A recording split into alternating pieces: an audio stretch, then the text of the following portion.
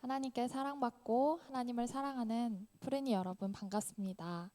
제가 오늘 설교를 준비하면서 물론 부담되는 자리이기도 하지만 매주 위에서만 예배를 드리다가 우리 성도님들과 오랜만에 함께 예배를 드릴 수 있어서 기대가 되고 좋았습니다. 그런데 이렇게 며칠 만에 온라인으로 전환될 줄 몰랐습니다. 비록 만나서 예배를 드리지 못하지만 하나님의 함께 계심을 믿으며 가정에서도 온 마음과 정성을 다해 예배 드리시길 바랍니다. 그리고 오늘은 온 가족 예배입니다. 우리 다음 세대 친구들, 우리 어린이 친구들, 유아 친구들 예배 잘 드리고 있나요? 그럼 오늘 설교는 우리 친구들도 같이 보고 있으니까 퀴즈로 시작을 할까 합니다. 아주 쉬운 퀴즈예요. 맞춰보세요. 오늘 읽었던 본문의 등장인물은 누구누구일까요? 다 맞추셨죠? 우리 친구들도 다 맞췄죠? 예수님과 삭개오입니다. 저는 오늘 본문 말씀을 굉장히 좋아합니다. 좋아하는 이유 첫 번째는 좀 이해하기 쉬워서 좋아합니다. 성경 말씀이 사실 조금 어렵잖아요. 저도 많이 어렵거든요. 그런데 이 본문은 읽자마자 제 머릿속에서 그대로 상상이 되었던 몇 안 되는 말씀 중에 하나입니다. 두 번째는 공감이 되어서 좋아합니다. 삭개오가 예수님을 만난 것처럼 저도 예수님을 만났기 때문에 삭개오의 마음과 삶의 변화가 공감이 되었습니다. 여러분들도 그러실 것 같아요. 삭개오는 어떤 사람이었나요? 모두 아시는 것처럼 삭개오는 유대인이고 키가 작고 세리라는 직업을 가진 사람입니다.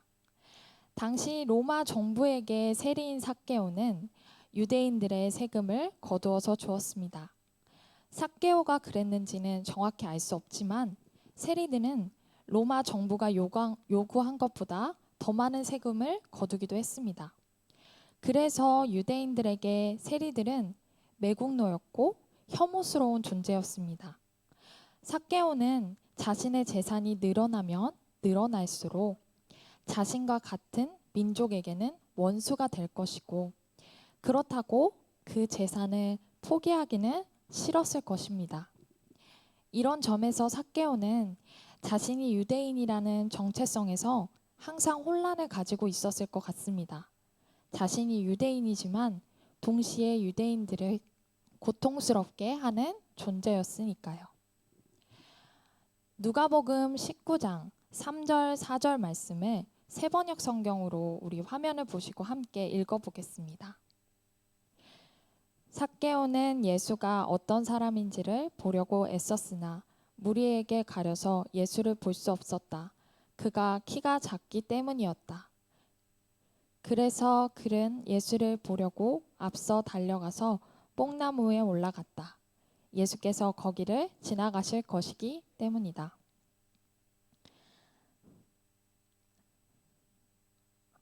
삭개오는 예수님에 대한 소문을 들었을 것이고 그래서 예수님이 지나가실 때에 예수님이 어떤 분이신지 보고 싶어 했습니다. 하지만 그가 할 수 있는 행동은 그저 멀리서 바라보고 있는 것 뿐이었습니다. 여러분이 만약 예수님을 보고자 했다면 평생 한 번 있을까 말까 한 그 기회를 그냥 바라보고 끝낼 것인가요? 만약 정말로 예수님을 만나기 원했다면 수많은 무리들을 뚫고 달려가서 붙잡거나 소리를 질러서라도 주의를 끌지 않았을까요? 키가 작고 무리가 많았다는 기록이 있긴 하지만 저는 삭개오가 뽕나무에 올라간 행동에서 느껴진 마음보다 예수님이 삭개오를 부르신 그 마음이 훨씬 크다고 느껴졌습니다. 그래서 예수님과 삭개오의 만남은 전적으로 예수님의 부르심입니다. 우리 5절 말씀 같이 읽을 텐데요. 함께 읽겠습니다. 예수께서 그곳에 이르러서 쳐다보시고 그에게 말씀하셨다. 삭개오야, 어서 내려오너라. 오늘은 내가 내 집에서 묵어야 하겠다. 예수님이 그날 그 시간 삭개오를 지명하여 부르시지 않았다면 삭개오는 평생 예수님을 만나지 못했을 것이고 그의 삶엔 구원도 변함도 없었을 것입니다. 유대인이지만 유대인으로 살 수 없는 외톨이 인생, 빈 껍데기 같은 재산에 허비하는 인생에 살다가 끝났을 것입니다. 여러분, 우리들도 예수님이 그렇게 만나주셨습니다. 예수님이 먼저 우리를 사랑해 주셨고 우리를 만나 주셨습니다. 우리 푸른이들이 각자의 삶의 모습이 살아온 환경이 다르겠지만 예수님을 향한 마음도 달랐지만 저희가 예수님을 만날 수 있었던 것은 전적인 예수님의 부르심이고 은혜입니다. 그렇다면 여러분, 질문을 하나 드리겠습니다. 예수님을 만난 사람은 어떻게 되나요? 혹은 그 사람이 예수님을 만났다는 것을 어떻게 알 수 있나요? 생각해 보세요. 이 질문에 대한 대답으로 저는 이렇게 말하겠습니다. 변화입니다. 더 자세히 이야기하자면 예수님을 만나면 그 사람의 마음이 변하고 그 마음이 변하면 생각과 말과 행동이 변합니다. 결국 그 사람의 인생이 변합니다. 삭개오는 예수님을 만났습니다. 6절 말씀에 보면 삭개오는 예수님의 부르심에 정말로 기뻐하며 주저함 없이 즉각 순종합니다. 그리고 삭개오의 마음에 변화가 생겼고 결단했습니다. 어떤 결단을 했는지 저희 8절 말씀 같이 읽겠습니다. 삭개오가 일어서서 주님께 말하였다. 주님 보십시오. 내 소유의 절반을 가난한 사람들에게 주겠습니다. 또 내가 누구에게서 강제로 빼앗은 것이 있으면 4배로 하여 갚아주겠습니다. 아멘. 삭개오는 재산을 포기할 수 없었던 사람입니다. 같은 민족들을 고통받게 하면서도 같은 민족에게 혐오를 당하면서도 지켜낸 재산입니다. 그에게 절대적인 가치가 있었던 것이 그가 가장 사랑했던 것이 재산입니다. 그런데 예수님을 만나자 그는 변했습니다. 자신의 소유의 절반을 가난한 사람들에게 주겠다고 합니다. 또 본인이 강제로 빼앗은 것이 있다면 4배로 갚아주겠다고 합니다. 잠시 화면에 있는 말을 보겠습니다. 사람 고쳐 쓰는 거 아니야. 사람 절대 안 변해. 여러분 이 말 많이 들어보셨죠? 혹은 많이 써보셨죠? 저도 사실 써봤습니다. 저도 모르게 어쩌다 한 번은 쓰게 되는 말인 것 같아요. 우리 사회에서 흔히 가지고 있는 가치관입니다. 제가 설교 준비하면서 이 말을 한번 네이버에 검색을 해봤어요. 검색을 하니까 심지어 이런 책도 있었습니다. 아이고, 네. 잘 보이시나요? 이 책의 제목은 남자는 고쳐 쓰는 거 아니다입니다. 참 웃기죠? 네. 세상은 이렇게 사람은 변하지 않는다고 합니다. 안타깝게도 크리스천인 저희가 생각했을 때도 그 말은 일리가 있다고 느껴질 때가 있습니다. 삭개오를 생각했을 때도 마찬가지입니다. 심지어 삭개오 이야기가 기록된 누가복음 19장에 바로 전장인 18장에는 이런 말씀이 있습니다. 저희 같이 읽어보겠습니다. 예수께서 그가 근심에 사로잡힌 것을 보시고 말씀하셨다. 재물을 가진 사람이 하나님 나라에 들어가기는 참으로 어렵다. 부자가 하나님의 나라에 들어가는 것보다 낙타가 바늘기로 들어가는 것이 더 쉽다. 이 말씀에서 부자가 회개하고 구원받는 것은 불가능하다는 메시지를 줍니다. 누가복음 16장에서도 이와 비슷한 메시지를 전합니다. 하지만 예수님을 만나면 달라집니다. 19장 9절, 10절 말씀을 함께 읽어보겠습니다. 예수께서 그에게 말씀하셨다. 오늘 구원이 이 집에 이르렀다. 이 사람도 아브라함의 자손이다. 인자는 잃은 것을 찾아 구원하러 왔다. 이 말씀을 통해 삭개오는 정말로 회개하였으며 구원받았음을 알 수 있습니다. 그리고 그 회개와 구원이 삭개오의 노력이 아니라 예수님의 부르심과 용서하심으로 일어난 일이라는 것도 알 수 있습니다. 예수님을 만나주시면 사람은 변합니다. 사람이 변하는 순간은 예수님과 만나는 순간입니다. 여러분, 저도 예수님을 만났습니다. 그래서 이 자리에 있겠죠. 저도 예수님을 만나는 순간 변화되었습니다. 처음에는 마음이 변했고 그 마음이 변하자 생각과 말과 행동이 변했고 제 인생이 변했습니다. 많은 과정들이 있었고 지금도 사실 그 변화는 진행 중이라고 생각합니다. 지금부터는 저에게 어떤 변화가 있었는지 나눠보려고 합니다. 잠시 화면을 보겠습니다. 갑자기 추억의 어린 시절 사진이죠. 제 사진이 아닙니다. 제 사진이면 좋겠지만 제가 좋아하는 연예인의 어린 시절 사진입니다. 여러분들은 어린 시절 부모님이 찍어주신 사진이 있으신가요? 혹은 어렸을 때 찍으셨던 가족 사진이 있으신가요? 혹은 지금 자녀들의 사진을 우리 부모님들 많이 찍어주고 계시죠?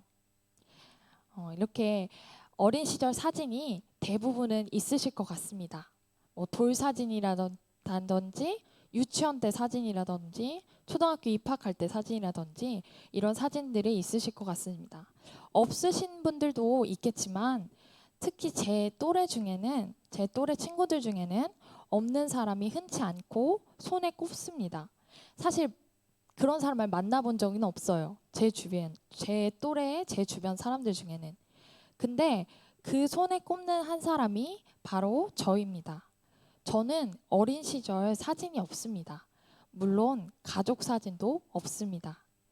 가장 오래된 사진은 제가 중학교 때 휴대폰을 갖게 되면서 스스로 찍은 사진입니다. 어렸을 때 그런 상황 때문에 제가 제일 난감했던 숙제가 바로 가족 사진 가지고 오기 혹은 가족 신문 만들어 오기였습니다. 사진 이야기를 통해 대충 짐작은 하시겠지만 그만큼 저희 가족이 많이 어려웠습니다. 제가 추측하기로는 저희 부모님이 제 사진을 찍어주시긴 한 것 같은데 두 분이 헤어지시면서 보관을 못하신 것 같습니다.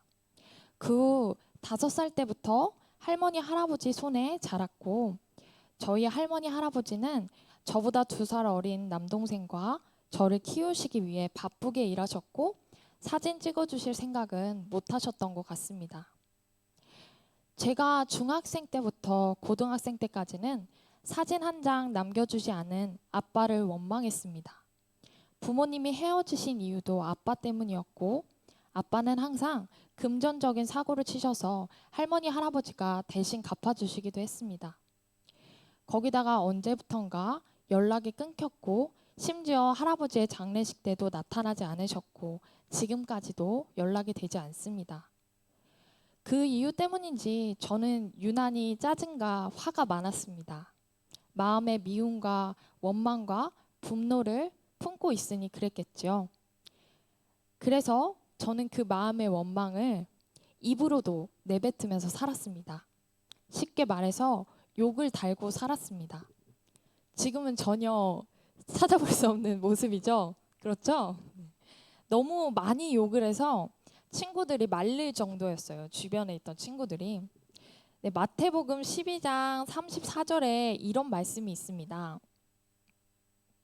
독사의 자식들아, 너희가 악한데 어떻게 선한 것을 말할 수 있겠느냐? 마음에 가득 찬 것을 입으로 말하는 법이다. 그때 저에게 해주고 싶은 말씀입니다. 제 마음에 있는 악한 원망이 욕으로 나왔을 것 같습니다. 교회를 다니면서 어느 날은 끊어보려고 노력을 했습니다. 근데 이게 노력을 해도 잠깐 풀어지면 습관적으로 욕을 하게 되더라고요. 그리고 화가 나거나 짜증이 나면 또 참지 못하고 욕을 내뱉었습니다. 그러니까 근본적인 제 마음의 해결이 없으니까 이거는 고칠 수 없는 습관이 되었던 것 같습니다. 제가 지금도 욕을 할까요? 당연히 안 하겠죠? 당연히 안 합니다. 조금 거칠어질 때가 있긴 하겠지만 그래도 욕은 하지 않습니다. 어쨌든 저는 지금 욕을 완전히 끊었습니다. 어떻게 끊었을까요? 제가 변한 순간은 역시 예수님이 저를 만나 주신 순간이었습니다. 그게 어떤 날, 어떤 시간이었는지 그런 건 잘 모르겠습니다. 어느 날부터 제 마음의 방에 예수님이 들어와 계셨고 예수님이 저를 사랑하신다는 것을 느끼고 있었습니다. 그렇게 제 마음이 변화되었습니다. 저는 그냥 제 인생이 싫었고 욕을 달고 살았고 학교도 싫고 집도 싫고 가족도 싫고 그냥 모든 게 화가 나는 사람이었는데 그런 저를 예수님이 사랑해 주셨고 저를 만나 주셔서 제가 변화되었습니다. 근데 사실 제가 전도를 받아서 교회를 나간 것은 맞지만 그렇게 예수님께 관심이 많진 않았습니다. 그냥 저는 사실 찬양 부르는 게 재밌어서 교회를 다닌 거였습니다. 그럼에도 불구하고 예수님이 삭개오를 불러주셨던 것처럼 저를 예수님이 불러주셨습니다. 미움과 원망이 가득했던 제 마음이 예수님이 주시는 놀라운 사랑으로 채워졌습니다. 욕을 끊는 것도 정말 놀랍게도 제 마음에 해결이 있으니까 단 한 번의 회개 기도로 끊게 되었습니다. 고등학교 2학년 때였는데요. 금요 기도회에서 기도를 하는 중에 제 입이 정말 더럽다는 것을 느끼게 해주셨습니다. 제 입술은 하나님을 찬양하는 입술이 되어야 하는데 저는 그 입으로 마구 욕을 하며 죄를 짓고 있다고 느끼게 해주셨습니다. 저는 그날 회개하고 다시는 욕하지 않겠다 결단했습니다. 그리고 그 후 진짜로 그날부터 욕을 끊게 되었습니다. 욕을 끊는 것이 남들에게 보여지는 겉으로 드러나는 변화라면 남들은 알지 못하지만 제 인생에서 정말 감사한 큰 변화도 있습니다. 제가 아빠 이야기를 하다가 갑자기 욕으로 넘어갔었죠. 지금의 저는 아빠를 어떻게 생각할까요? 솔직히 저와 같은 배경을 가진 사람들은 나를 버리고 간 사람이라고 생각할 것 같습니다. 거기에 플러스 나는 버림받은 사람이라고 생각할 것 같습니다. 아직도 제 마음 한켠 어딘가에는 한 톨의 원망이 남아있을지도 모릅니다. 하지만 지금 제가 아빠를 생각했을 때 가장 먼저 떠오르는 것은 아빠가 저를 꽉 안아주셨던 기억입니다. 저를 정말 사랑하셔서 꽉 안아주셨던 몇 안 되는 날들, 그 몇 안 되는 날들 속에서 저는 정말 사랑받는 아이였습니다. 분명히 무책임한 아빠였고 저를 떠난 것이 맞는데 저는 이상하게도 저를 사랑해 주셨던 것, 제가 사랑받았던 딸이라는 것에 더 집중하게 됩니다.